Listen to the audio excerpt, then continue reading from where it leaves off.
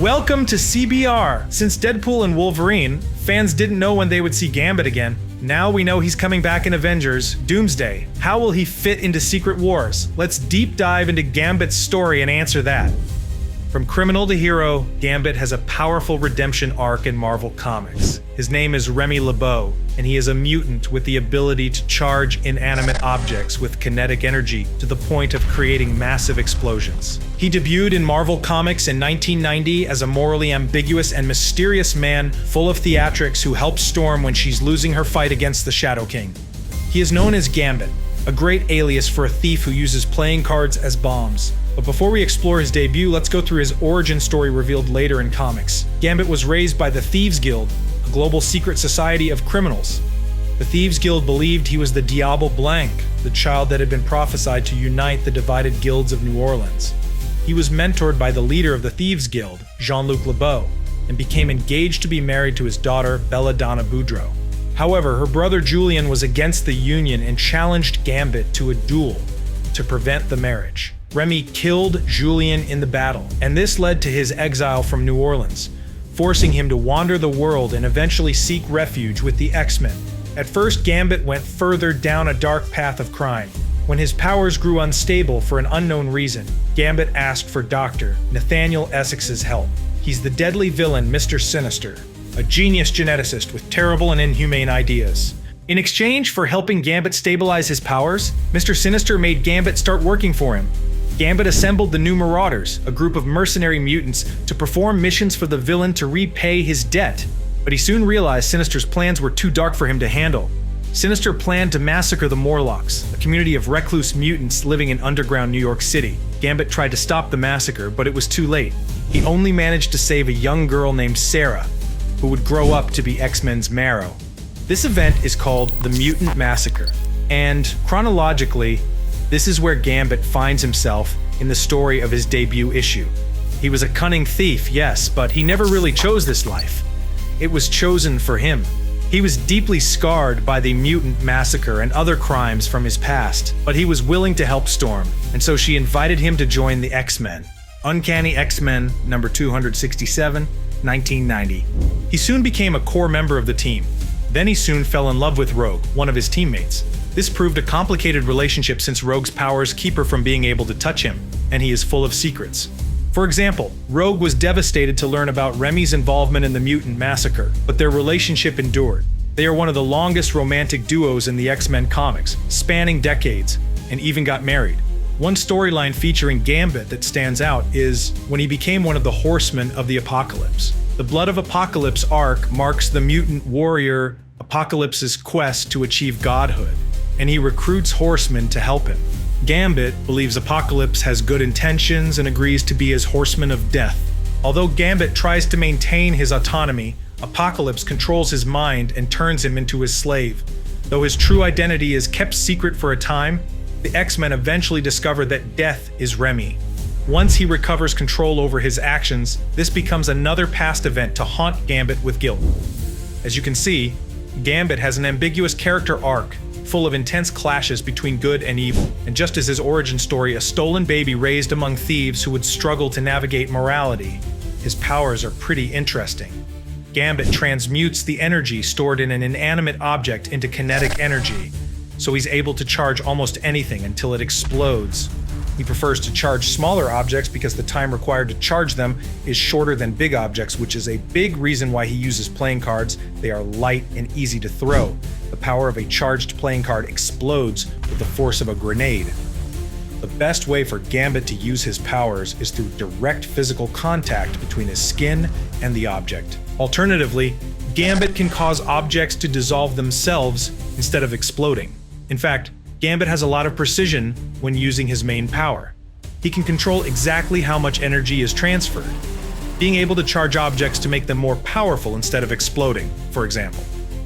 This is how he can use playing cards to slice through other objects, no matter how dense, without exploding. The precision is so great that he can even time the explosion of an object. He generally can only charge inanimate objects, but in extreme situations it becomes possible for him to influence the energy of other living beings. But he can control his own energy to an extent that grants him a lot more power.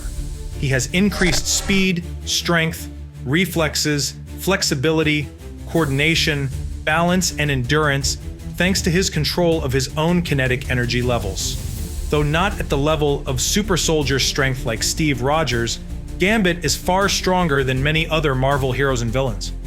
The same goes for his regeneration power. It's not at the level of Wolverine's healing factor, but still helps Gambit a lot. He can speed his recovery by stimulating his energy on a cellular level.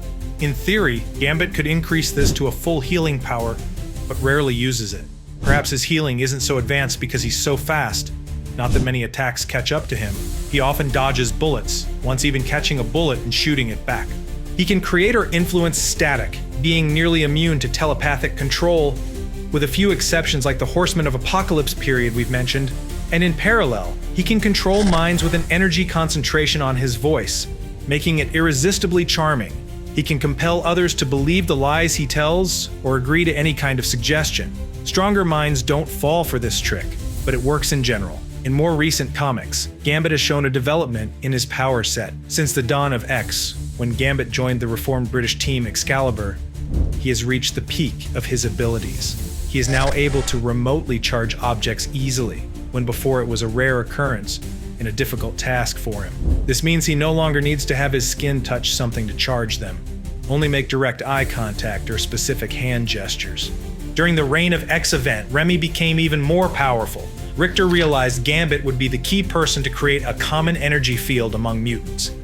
This allowed the Excalibur team to enhance every member's powers at once, and even prevent mutants from dying. On top of all these powers, Gambit is also very intelligent and skilled in combat. He knows martial arts and is an expert in acrobatics thanks to his impressive speed and precision. These powers also allow him to never miss a target, almost always hitting them with whatever object he chooses, no matter the distance and environmental conditions. A cunning thief and strategist, his intellect shines in moments of tactical planning for X-Men or Excalibur missions. What some fans may not know about Gambit is that, although he's incredibly powerful, his innate powers are even greater, and they were changed when Gambit met Mr. Sinister. The limits Remy has to his powers, initially, like having to have direct contact with the object, were artificially imposed on him by Mr. Sinister's surgery when his true power levels were too great. His original powers were not as limited. He could use his powers to affect organic molecules, including all living beings, and could exert his kinetic powers over a distance. Initially, this resulted in an unstable energy that made him accidentally charge objects near him. He was essentially a walking energy bomb, capable of unleashing massive destruction if left unchecked. So Mr. Sinister, despite being a villain, did actually help Remy when he stabilized his powers. But the geneticist and longtime X-Men antagonist saw this as an opportunity to mold the young mutant into a useful weapon against his enemies. Sinister artificially reduced Gambit's powers to a manageable level, removing abilities or imposing limitations on them. But he never explained to Remy what this procedure would entail, leaving the mutant shocked when he realized he had been unaware of what he lost. Now, moving on to the on-screen portrayal of Gambit, let's talk about the past, present, and potential future of this character in Marvel movies. Deadpool and Wolverine has been the only Marvel Cinematic Universe project that Gambit appears in so far, but Channing Tatum was not the first actor to play the role in Hollywood. In Fox's X-Men franchise, Gambit is played by Taylor Kitsch. He only appears in one movie of the franchise, though, which is the 2009 film X-Men Origins: Wolverine. He meets Logan while playing poker, and they initially fight each other. But although Gambit is a thief and a gambler, he has a strong sense of honor. Wolverine soon realizes he can trust Gambit. Another important cameo in X-Men Origins, Wolverine in hindsight is Wade Wilson, aka Deadpool. This foreshadowed Gambit's return in Deadpool and Wolverine in 2024. By the way, this time gap between 2009 and 2024 may seem huge, but it was not what was originally intended for this character. A Gambit solo film starring Channing Tatum as Remy started being developed in 2014, but never came to fruition. The film promised to explore the grittier, morally gray world of mutant undergrounds that X-Men movies had not shown much yet, like the Thieves Guild, mutant assassins and mercenaries, and mutant crime syndicates. It could have carved out a unique niche in the superhero genre, the same way the Deadpool movies later did in their own way, breaking the fourth wall and with comedy unique to them. But around 2019, that Gambit project was shelved after Disney acquired Fox. In 2024, Gambit's cameo in Deadpool and Wolverine was fun, but ultimately didn't really expand or develop the character much. Tatum was finally able to play the role and did a great job. But his Gambit has little opportunity to shine, like Taylor Kitsch's Gambit had. In his MCU cameo, Gambit is a member of the Resistance in the Void. He was sent there by the Time Variance Authority a long time ago, so long he can't remember when. Alongside other forgotten heroes from Fox projects like Elektra and Blade, he was key in helping Deadpool and Wolverine step up to Cassandra Nova. Now, with Avengers Doomsday on the horizon and the confirmation that Channing Tatum has been cast, Gambit has a second chance to shine, and this time, he could be integrated properly into the larger Marvel Cinematic Universe. Avengers Doomsday will likely be the start of the multiversal collapse that is the Secret Wars event. This means that universes will collide, and characters living in the Void or anywhere else in the multiverse could appear on Earth 616, and vice versa. Even though it's the same actor that plays the Gambit from the Void, there's a strong chance that Channing Tatum will be playing yet another alternate version of Gambit from the multiverse. This variant could be inspired by any number of variants from the comics, but there is one in particular that would be really cool to see. In Marvel Comics, there's a world known as Earth 9921, where a Remy LeBeau variant became the New Sun. This Remy variant had some similarities with 616's Gambit, but several glaring differences as well. Instead of an abandoned orphan, later stolen from a hospital and raised by criminals, the Remy variant from 9921 was essentially created in a laboratory. His parents were selected based on their genes and paid by the government to have a child together, as part of the project Alpha 1, aimed at creating the perfect genetic pool. 9921's Remy was raised by Alpha 1 and trained in the use of his powers even before he had them, so that by the time they manifested, he was an expert. But the young mutant rebelled against the eugenics center and escaped once his powers kicked in.